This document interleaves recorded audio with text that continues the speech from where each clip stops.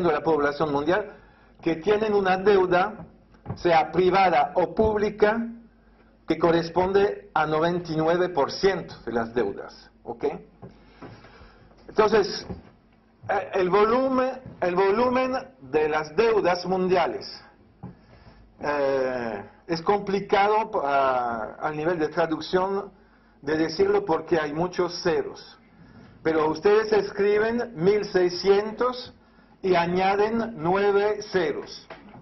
Entonces son 1600 mil millones de dólares. Eso es son las deudas mundiales. Y la parte pública de las deudas mundiales son un cuarto de esa cifra. La deuda pública representa 25% de las deudas mundiales. Bueno, entonces, ¿por qué el tema de la deuda ahora es un tema central en todo el debate político, social, tanto en Europa como en América del Norte?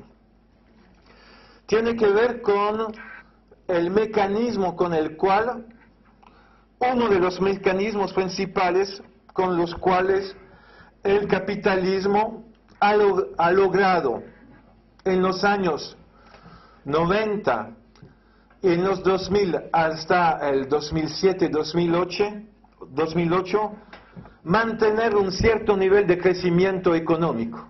Un crecimiento económico de tipo entre 2 y 3% y medio anual. Era más o menos la tasa de crecimiento en los años 90 hasta 2008.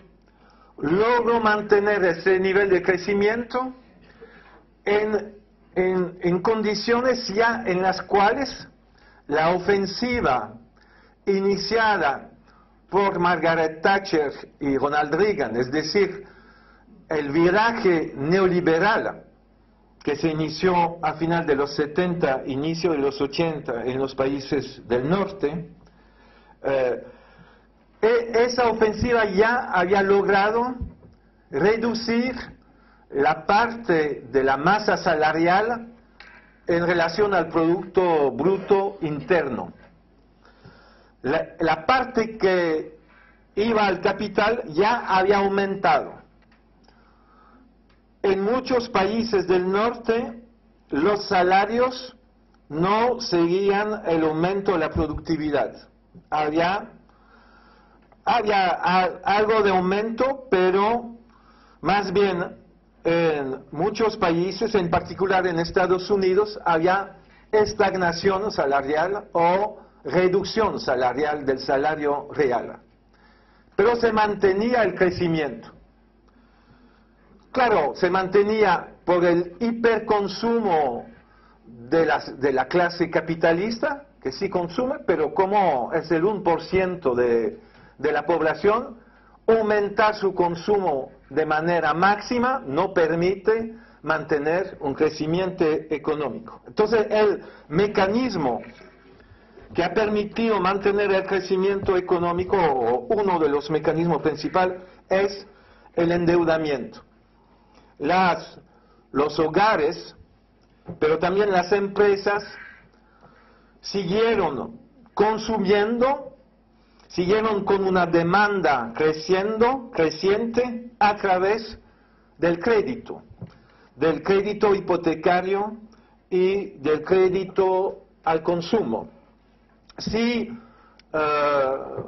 miramos las estadísticas del nivel de endeudamiento en los hogares en Estados Unidos, en los 80 las familias en Estados Unidos tenían un endeudamiento promedio que representaba 80% de su ingreso anual.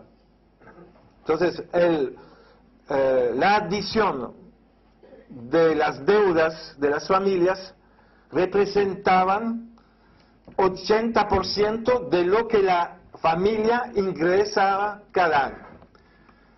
25 años más tarde, en 2007, el endeudamiento de las familias en Estados Unidos llegaba a 130% de su ingreso anual.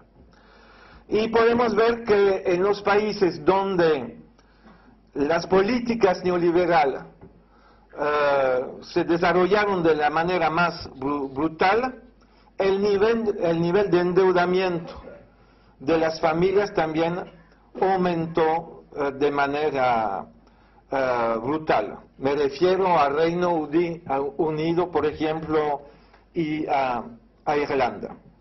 Entonces tuvimos un endeudamiento privado muy elevado que permitía sostener el consumo y la demanda.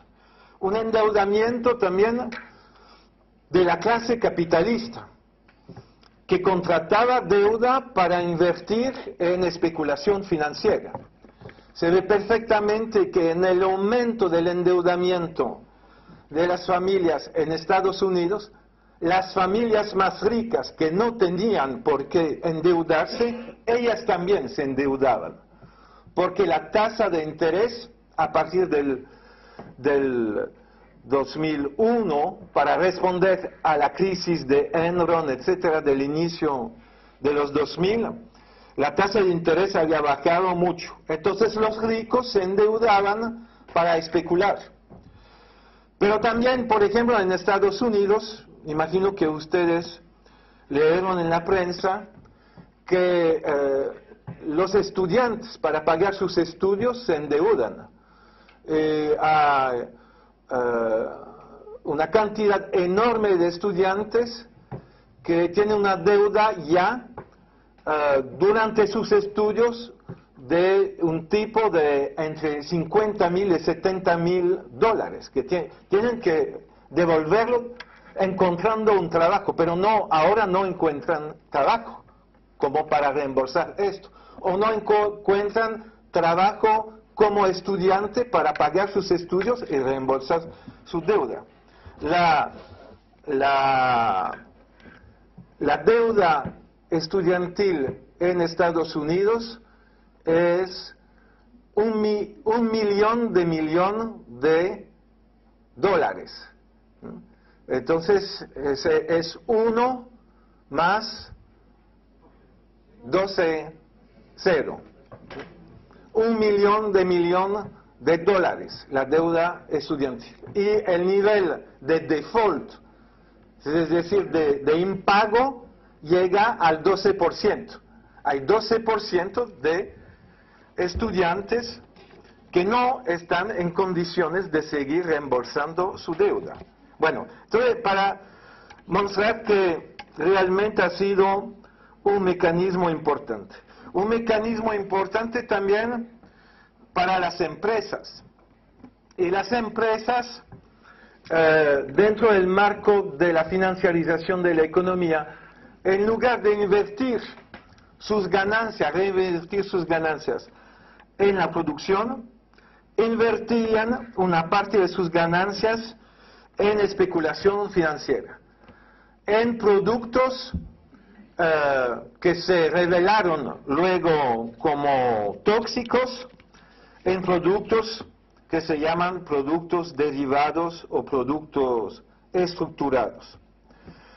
Se inventaron nuevos productos estructurados y derivados en los años 90.